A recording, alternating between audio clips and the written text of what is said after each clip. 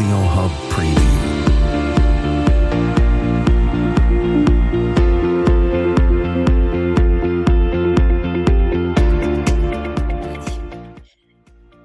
Bonjour à tous, donc je suis ravie aujourd'hui d'introduire le docteur Aurélie Brosse, qui est endocrinologue, andrologue et spécialiste en médecine de la reproduction et qui travaille en libéral à Lyon en collaboration avec les centres de PMA.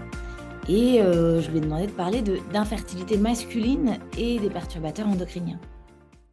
Donc, docteur Brosse, est-ce que vous pourriez nous présenter quelques études qui vous ont marqué ou quelques données épidémiologiques qui concernent l'impact des perturbateurs endocriniens sur la fertilité masculine? Oui, bien sûr. Bon, bonjour à tous. Ravie de faire cette présentation sur un sujet qui me tient à cœur. On a déjà parlé dans des capsules précédentes de l'impact des perturbateurs endocriniens, de leur prépondérance et l'impact sur plein de maladies endocriniennes.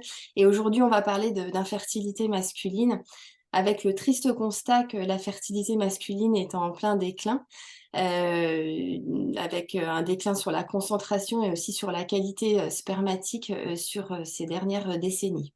Cette méta-analyse me semblait importante pour introduire le sujet. C'est finalement, en presque 40 ans, enfin en moins de 40 ans, on assiste à une diminution de la concentration de spermatozoïdes de près de plus de 50%. Ce qui est tout à fait effrayant. Et les questions qui se sont posées, c'est mais pourquoi? Et l'impact des perturbateurs endocriniens a été vraiment mis en avant dans différentes études que je vais vous présenter.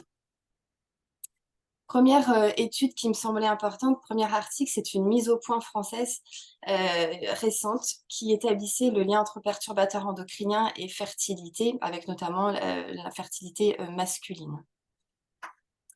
Cette étude, cette revue est importante parce qu'elle souligne le concept de l'origine fétale d'un déclin de la fertilité à l'âge adulte. Et ça, c'est une notion qui, pour moi, est la base de cette réflexion.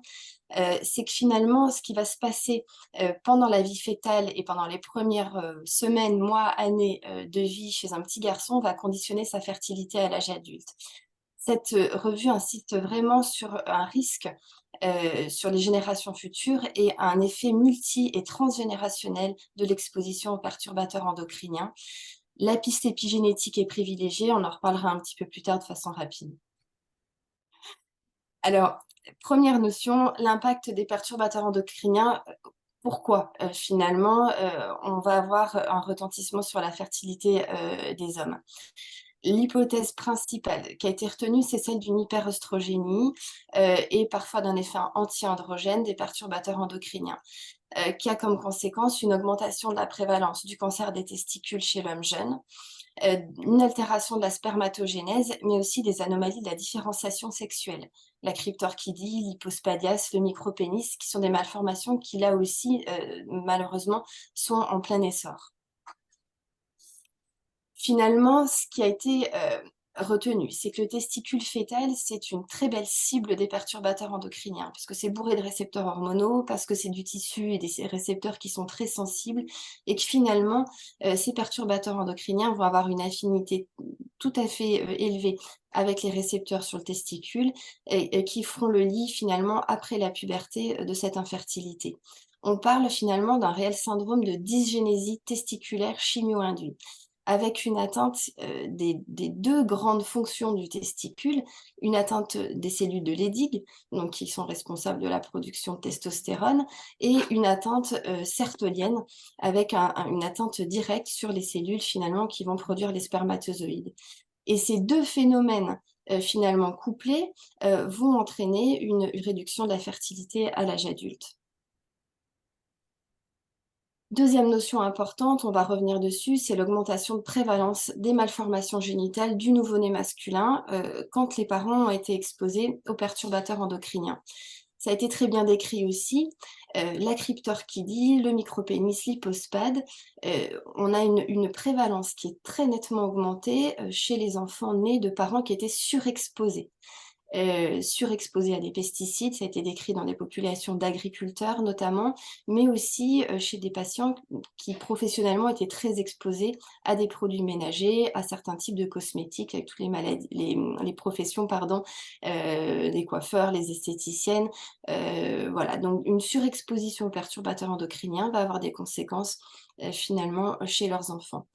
Heu, alors finalement, le troisième point souligné dans cette revue, c'est comment ça marche finalement? Pourquoi on a une altération de la spermatogénèse quand il y a eu une surexposition aux perturbateurs endocriniens? Et bah, finalement, ce qu'on se rend compte, c'est qu'il y a certes une diminution de la concentration, mais aussi de la qualité des spermatozoïdes. Les mécanismes, ils sont divers. C'est une augmentation d'une apoptose des spermatocytes, donc qui sont les précurseurs des spermatozoïdes, une réduction du taux de testostérone, une aneuploïdie, une altération finalement très fine de la qualité de l'ADN des spermatozoïdes et des tubes séminifères dans lesquels finalement a lieu la spermatogénèse. Le meilleur modèle, c'est celui du bisphénol A qui a été très bien étudié. Je vais relater tout un nombre d'études qui sont toutes très concordantes et qui vont dans ce sens-là. Deuxième article dont je voulais vous parler, c'est une revue de la littérature qui me semblait aussi importante, qui établit finalement le lien avec les 3 principaux perturbateurs endocriniens qu'on a étudiés, les bisphénols, les phtalates et les parabènes, et leur impact fort sur la qualité spermatique. Dans cette revue de la littérature qui est méthodologiquement assez bien faite, il y a 25 articles qui ont été retenus, des articles publiés donc de façon assez récente, hein, entre 2003 et 2022 et tous ces articles s'accordent à montrer un lien qui est évident entre le taux d'exposition aux perturbateurs endocriniens et les altérations du spermogramme, avec des niveaux, plus élevés dans les urines des perturbateurs endocriniens corrélés avec des anomalies plus marquées, sur, les spermogrammes et sur la qualité des spermatozoïdes. D'où la notion très importante, et on en reparlera à la fin de cet exposé, de la prévention, pour améliorer la fertilité. Dernière étude que j'ai retenue et dont je voulais vous parler, c'est une étude, qui date, de 2016, une étude française, qui me semblait intéressante dans le sens où elle a vraiment aussi, colligé un certain nombre d'études, et listé, si vous voulez, les perturbateurs endocriniens, leur origine et leur impact sur la fertilité. Et finalement, ce tableau, il résume assez bien les choses. Il a repris les principaux perturbateurs endocriniens qu'on connaît bien, leur origine, là où on les trouve finalement, et on voit qu'en fait, ils nous entourent, ils sont de partout, et leur impact sur la fertilité.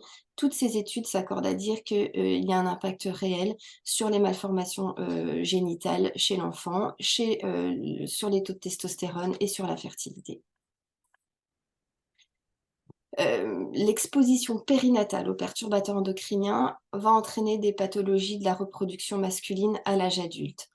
Le lien est clairement établi, des taux élevés de perturbateurs endocriniens dans le sperme, dans les urines, entraînent une infertilité, des altérations hormonales.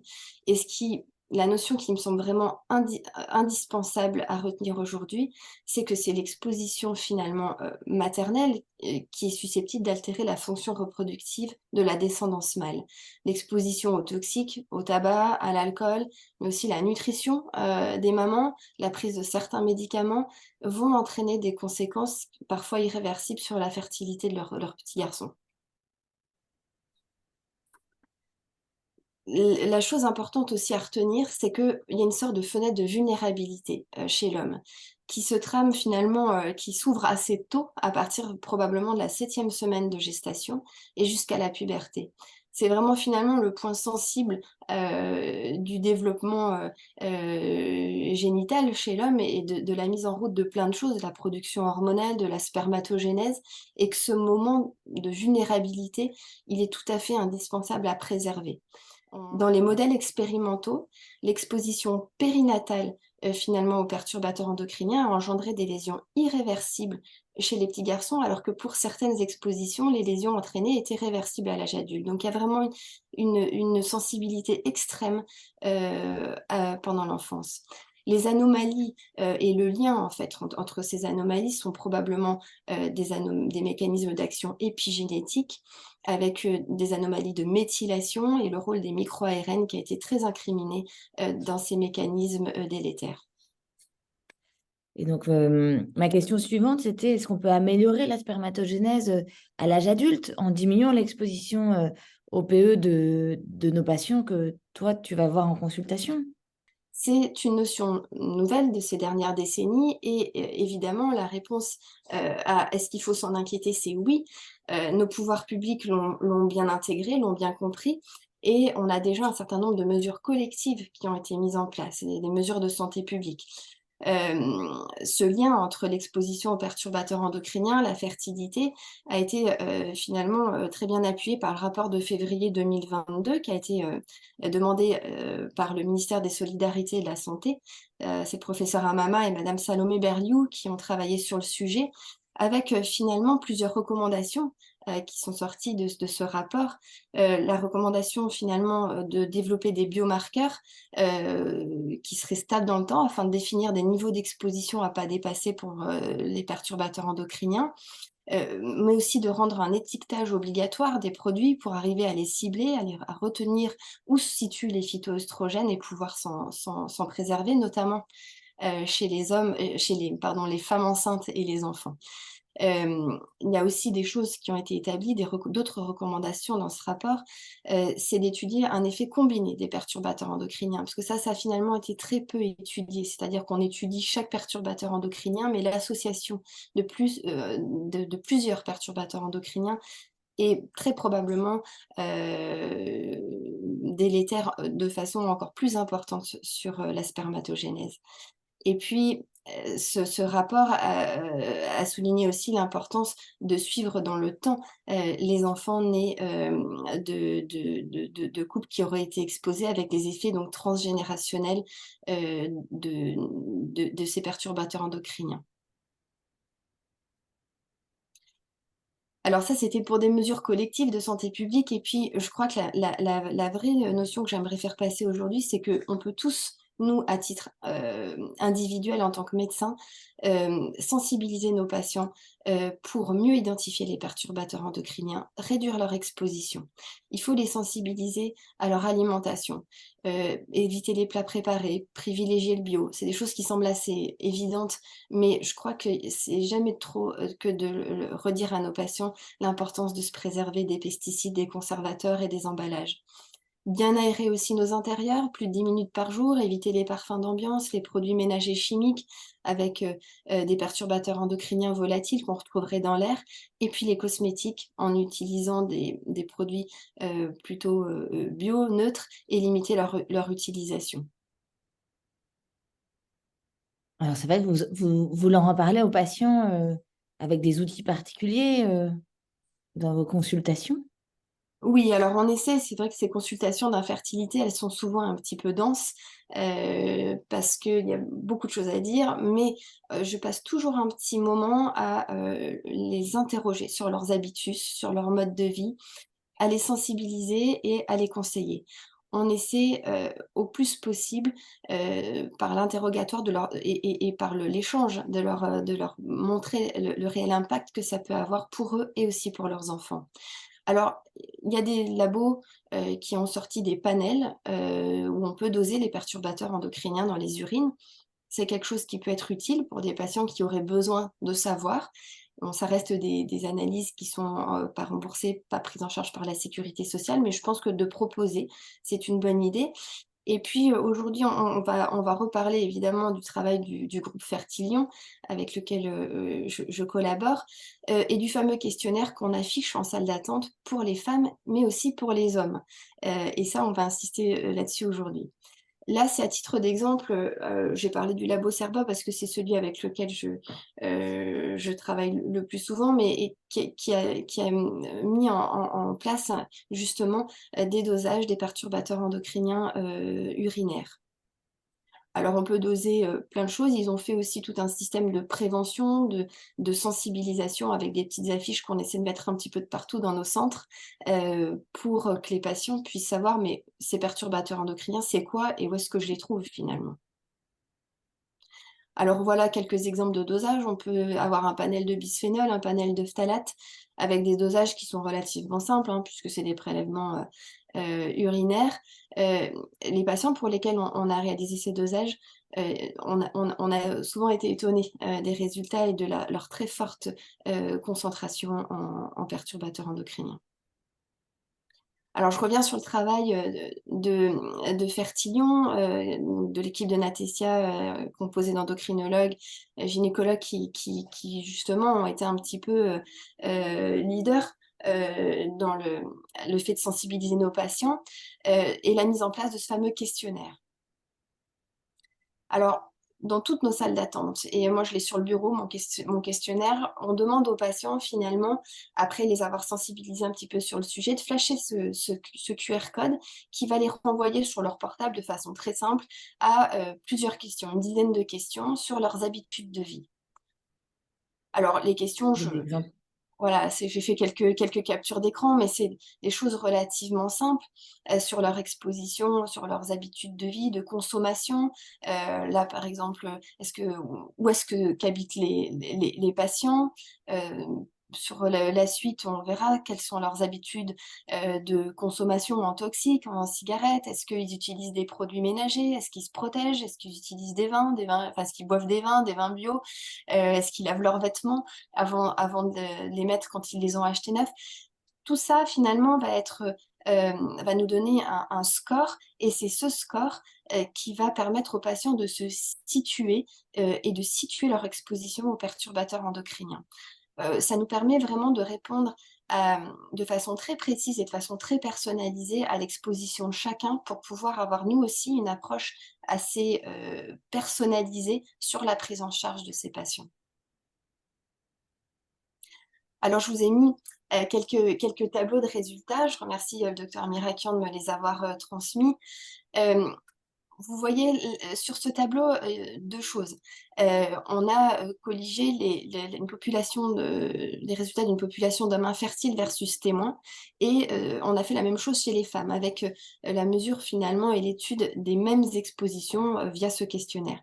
Ce qu'on remarque déjà dans un premier temps, c'est que 1 676 femmes pour l'instant ont répondu à ce questionnaire, contre 505 hommes. Là aussi, petite sensibilisation, les hommes parfois ont plus de mal à être sensibilisés à ces expositions. Sur les premiers résultats, avec cette population de patients, quand on compare les hommes infertiles à la population témoin, heu, la chose qui ressort, c'est la consommation de plats préparés. Alors plats préparés, c'est, tout ce qu'on achète dans le commerce, mais c'est aussi tout ce qui est fast-food, avec, des chiffres qui sont très significatifs.